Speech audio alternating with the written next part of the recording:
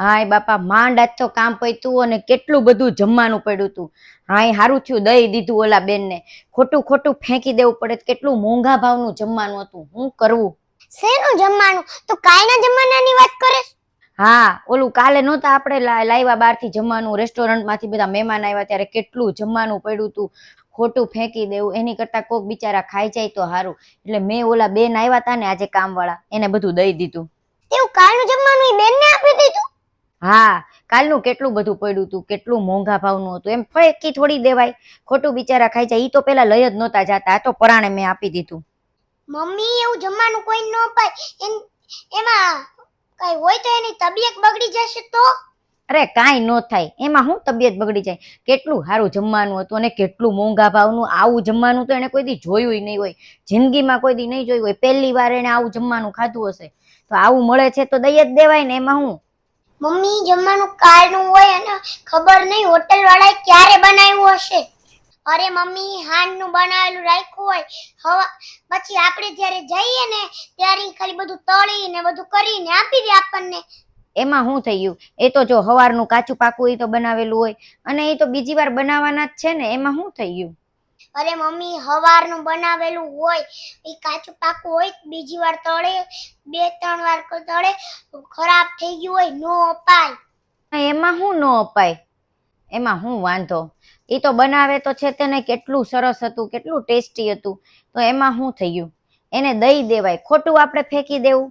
કાંઈ ખરાબ ન થાય, એ સારું જ હતું. કાલનું બનાવેલું હોય, 2-3 વાર તળ્યું હોય, ખરાબ થઈ ગયું હોય અને આજે આખી રાત પડ્યું રહ્યું તો સવારે તે આપ્યું. હા તો ઈ બેન તો જ્યારે આવે ત્યારે જ આપું ને. પણ મમ્મી એવું નો અપાય, એનકી તબિયત બગડી જશે, ખબર નહીં શું થશે. ભલે આપું તું તો આપણે લાવ્યા ત્યારે જ આપી દેવાય ને. આપણું થોડુંક જમવાનું બચ્યું તું તો બધું મિક્સ કર્યા વિના આપણે ખાધું ત્યારે એના ઘરે જઈને નો આપી દેવાય, અને એનું ઘર તો બાજુમાં જ છે. હા એ વાત તો સાચી છે, આપી તો દીધું આપણે, પણ એમાં તબિયત કાંઈ ન ખરાબ થાય. એની શું તબિયત ખરાબ થાય? એ આખો દિવસ કેટલું કામ કરે છે, એને કાંઈ ન થાય, એને બધું પચી જાય, એ તો ખાઈ જાય. એ મમ્મી હારું હતું, મસ્ત હતું, તો તારે જ ન ખાઈ લેવાય? બેનને હું કામ દીધું? આપણે શું કામ ખાઈએ? આપણે એ તો ખાઈ જ લીધું તું, પછી એ બેનને આપી દીધું, વધ્યું તું એ બધું આપી દીધું. એમાં એની તબિયત કાંઈ ખરાબ ન થાય. એને તો આવું બધું ખાવાની આદત હોય, એ તો બધાયના ઘરનું ખાતા હોય અને આવું તો એને જિંદગીમાં કોઈ દી જોયું નહીં હોય. મમ્મી ગરીબ છે એ સાચું છે, તું ગરીબ માને છો એ સાચું છે, પણ એનથી એની તબિયત બગડી જાય તો શું થશે?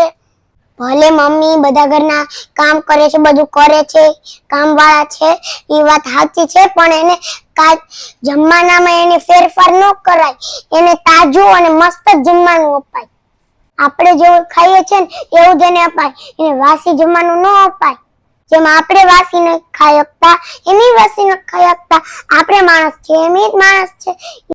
આવું કામવાળા બેનને આપણે વાસીને જમવાનું આપ્યું, હવે એનાથી એની તબિયત બગડી જશે તો હવે તો એના બાળકોને શું થશે?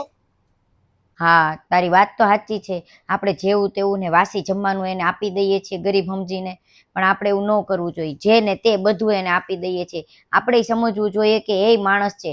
જો આપણે એ જ વાસી જમવાનું આપણે નથી ખાઈ શકતા, આપણે નથી લઈ શકતા, આપણે નથી ખાતા, તો આપણે શું કામ એને દઈ દઈએ છીએ?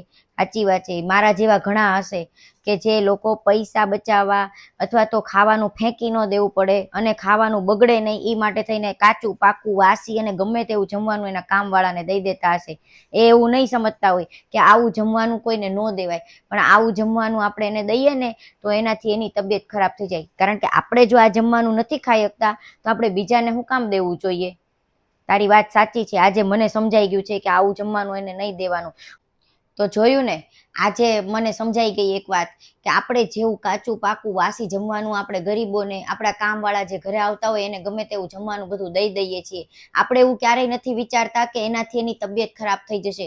અને આપણે તો એ નથી વિચારતા કે એ જમવાનું આપણે નથી ખાઈ શકતા તો એ વ્યક્તિ કેવી રીતના ખાઈ શકશે? જેમ આપણે માણસ છીએ એમ એ માણસ છે, તો એવું ગરીબ સમજીને આપણે એને ખાવાનું દઈ દઈએ છીએ, પણ એવું ન કરાય. આપણે જો એને દેવું જોઈએ, આપણે જો એને જમવાનું જ દેવું હોય, કંઈ ખાવાનું કાંઈ વસ્તુ જો દેવી હોય ને તો હંમેશા તાજી વસ્તુ દેવાની, એવી વાસી વસ્તુ નહીં દેવાની. દેવાની, જેથી કરીને એની તબિયત બગડે. અને આજે આ વાત મને સમજાઈ ગઈ છે. આજે મારા દીકરાએ મને આ વાત સમજાવી દીધી છે કે આવું જમવાનું દેવાથી આપણે જો ખાઈ ન શકતા હોય તો સામેવાળા વ્યક્તિ ન ખાઈ શકે અને એની પણ તબિયત ખરાબ થાય. અને એની તબિયત ખરાબ થાય તો એના ઘરનું કમાવનાર, એના ઘરનું બધું પૈસા લાવનાર, એના ઘરને ચલાવનાર બધું એ જ વ્યક્તિ હોય છે.